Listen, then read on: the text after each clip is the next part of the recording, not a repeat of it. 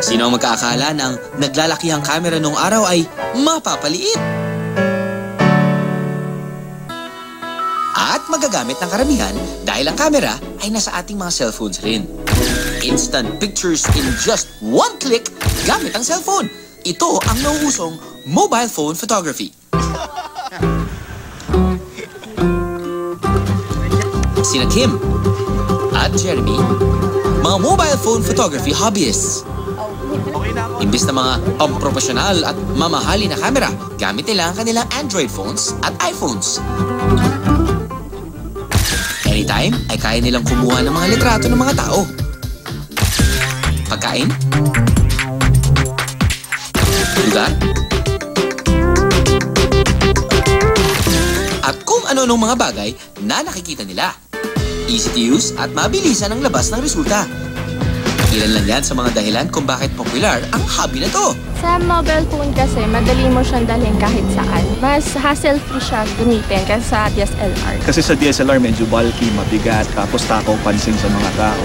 Sa pocket lang, ay anytime na may gusto kong may makita kang magandang picturean, lalabas mo lang.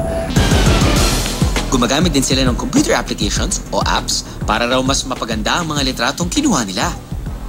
Sa imaging app na to, pwedeng palinawin at patingkarin ang mga photographs. O ha? Shooting like a pro, di ba?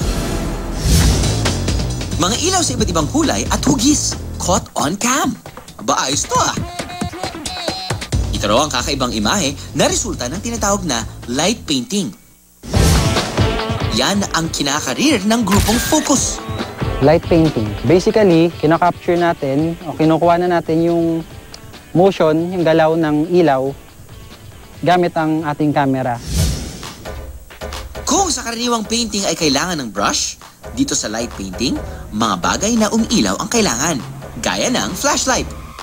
Ang canvas, kahit ano, kanino, o kahit saan mo gusto. Gaya nito. Pwedeng magsulat at bumuo ng mga salita.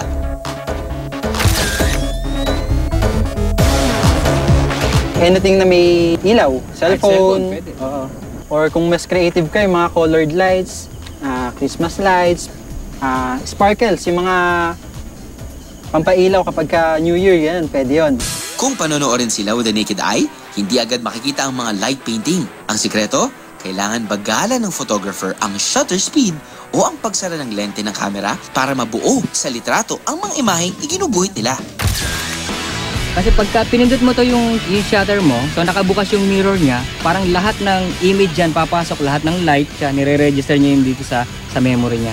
So mas mahaba yung shutter speed mo, mas maraming images na papasok dun sa camera. Lights, camera, imagination, at eto na, amazing images. Aha!